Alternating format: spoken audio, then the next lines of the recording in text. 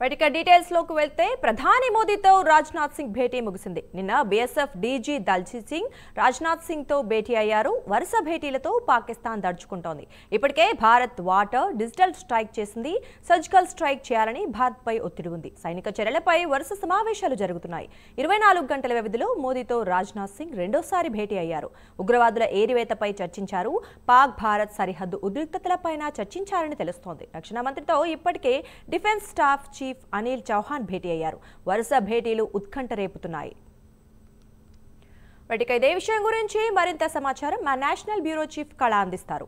చెప్పండి కళ, భేటీ అయితే ముగిసింది రాజ్నాథ్ సింగ్ అలాగే ప్రధానితో. సో ఈ వరుస భేటీల తర్వాత మరి ఏ నిర్ణయం తీసుకున్నారు?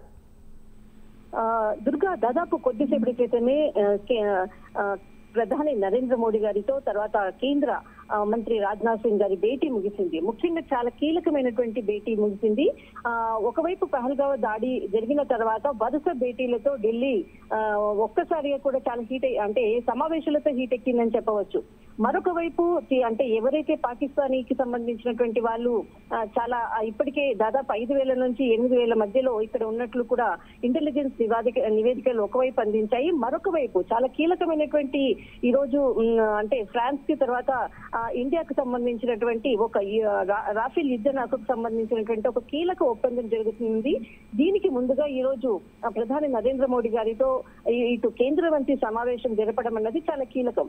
అయితే ఇంతకు ముందు ఏదైతే మనం ఫ్రాన్స్ తో జరిగినటువంటి కీలకమైనటువంటి ఒప్పందాలు ఇంతకు ముందు జరిగాయి, కానీ ఆ ఒప్పందాల తర్వాత కూడా ఈ రోజు జరిగేటటువంటి ఒప్పందం మాత్రం చాలా పెద్ద ఒప్పందం అని చెప్పవచ్చు. గతంలో మనకు జరిగినటువంటి ఒప్పందంలో దాదాపు 58,000కు సంబంధించినటువంటి లక్షలకు సంబంధించినటువంటి ఒప్పందము యుద్ధ విమానాలకు సంబంధించి జరిగింది. కానీ ఈ రోజు జరిగేటటువంటి ఒప్పందం మాత్రం అతి పెద్దది ఒప్పందం 63,000 కోట్లు. దాదాపు ఇంతకు ముందు జరిగినది 58 కోట్లు అయితే ఇప్పుడు జరిగేటటువంటి బిగ్ డీల్ మనకు 63 కోట్ల బిగ్ డీల్ అని చెప్పవచ్చు. దాదాపు ఇక్కడ ఫ్రాన్స్ కు సంబంధించింది 26 రాఫెల్ మెరైన్ విమానాల కోసం ఈ రోజు ఒప్పందం జరుగుతుంది. అయితే ఈ ఒప్పందంలో దాదాపు మనకు చాలా అంటే ఈ గతంలో మనకు 2016లో ఒప్పందాలు జరిగాయి. దాని తర్వాత ఈ రోజు జరిగేటటువంటి ఒప్పందం మాత్రము ఇప్పుడు ప్రస్తుతం ఒకవైపు పహల్గావ్ దాడి ఒకవైపు జరిగింది, ఒకవైపు పాకిస్తాన్ యుద్ధానికి కవ్వింపు చర్యలు చేస్తుంది. కానీ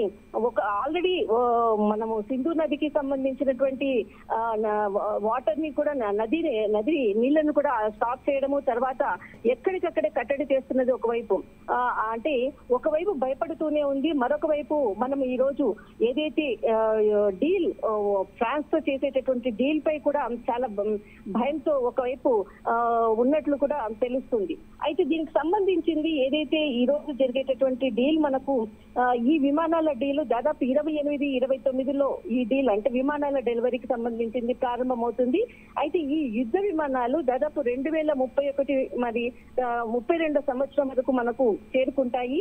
అయితే ఇది చాలా హై ప్రొఫైల్ ఉన్నటువంటి యుద్ధ విమానాలు. దాదాపు ఈ యుద్ధ విమానాలకు సంబంధించినటువంటిది ఇప్పటి వరకు కూడా దాని ప్రత్యేకతలతో కూడినటువంటి పూర్తి నివేదికలు కూడా ఇవ్వడం జరిగింది. ఆ నివేదికలే ఈ రోజు సమావేశంలో పూర్తి అప్డేట్ కూడా ఇవ్వడం జరిగింది ప్రధాని నరేంద్ర మోడీ గారికి.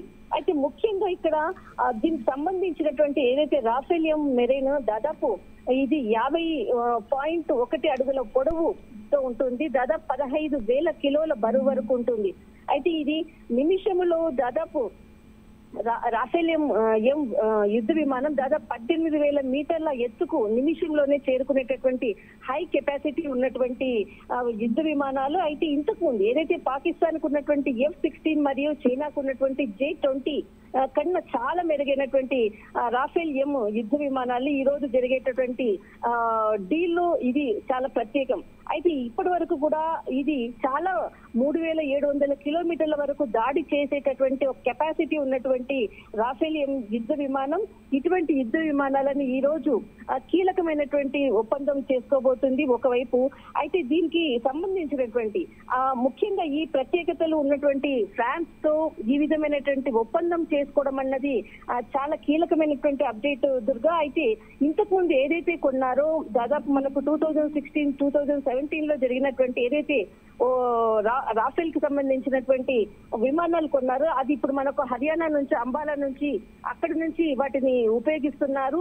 ప్రస్తుతం వీటన్నిటికన్నా కూడా పవర్ఫుల్ అయినటువంటి యుద్ధ విమానాలను ఈ రోజు కొనడానికి మాత్రం ఒక డీల్ మాత్రం కుదుర్చుకున్నది. మొత్తం మీద మాత్రము ఒక బిగ్ డీల్ ఈ రోజు ఉంది. దీనికి అంటే పాకిస్తాన్ చాలా భయంతో ఉన్నటువంటి పరిస్థితి, ఏ విధమైన చర్యలు తీసుకోబోతుంది అన్నది మాత్రం పాకిస్తాన్ భయపడుతూనే ఉంది దుర్గా. రైట్ కళ, అయితే ఇప్పుడు యుద్ధ విమానాలు అలాగే సైన్యాన్ని కూడా సిద్ధం చేస్తూ ఉండడం, ఖచ్చితంగా ప్రతీకారం తీర్చుకుంటాం అనడంతో అంటే సర్జికల్ స్ట్రైక్ ఖచ్చితంగా జరుగుతాయని మనం అనుకోవచ్చా?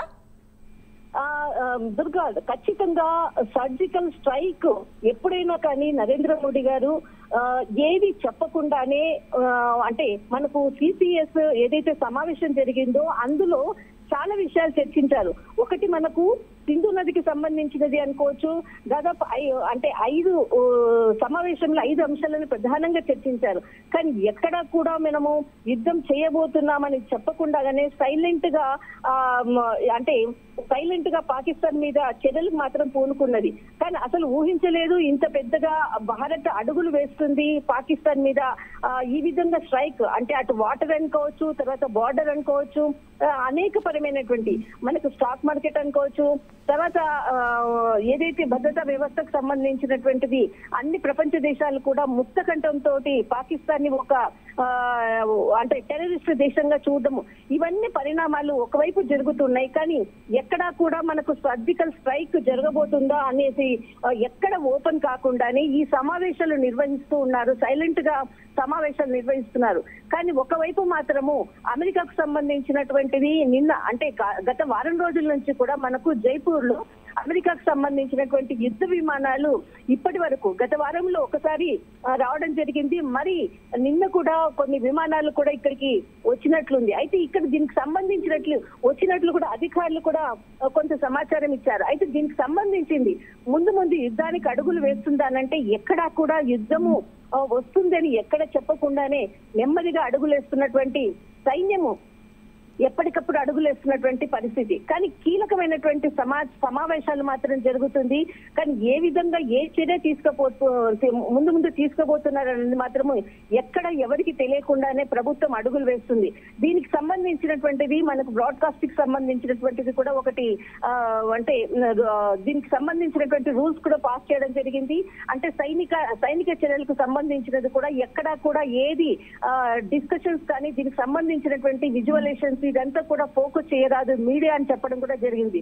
దీనితో కొంత మీడియా అంటే అక్కడ జరిగినటువంటి పహల్గామ్ దాడికి సంబంధించినది కొంత చెప్తూనే ఉన్నారు. కానీ యుద్ధానికి సన్నద్ధం అన్నది ఒక వీడియో మాత్రము మనకు 2 రోజుల క్రితము మనకు ఆర్మీకి సంబంధించినటువంటి అంటే అఫీషియల్ గా ఒక చిన్న వీడియోను విడుదల చేసింది.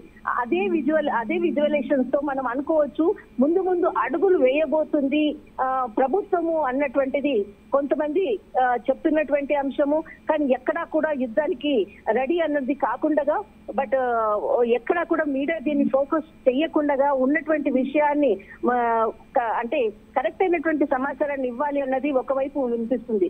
కానీ ముందు జరిగేటటువంటిది ఏదైతే మనకు సర్జికల్ స్ట్రైక్ అనుకోవచ్చు, యుద్ధానికి సై అని అలాంటి అంటే అటు ఇరు దేశాలకు సంబంధించినటువంటి విదేశీ సంబంధాలు కూడా చాలా ఇంపార్టెంట్. దీనికి సంబంధించినది కూడా ఎక్కడా కూడా మీడియా అంటే దీనిపై ఎక్కువగా మాట్లాడరాదన్నది కూడా కేంద్రం నుంచి వచ్చినటువంటి మనకి కండిషన్స్. అంటే దీనికి సంబంధించినది ఎక్కువగా ఫోకస్ చేయరాదని చెప్పడంతో కూడా దీనిపై ఎక్కువగా మనము చెప్పకుండానే కానీ కేంద్రం మాత్రము నిదానంగా అడుగులు వేస్తుంది అన్నది మాత్రము మనం చెప్పవచ్చు దుర్గా. రైట్, థ్యాంక్ యూ కళ.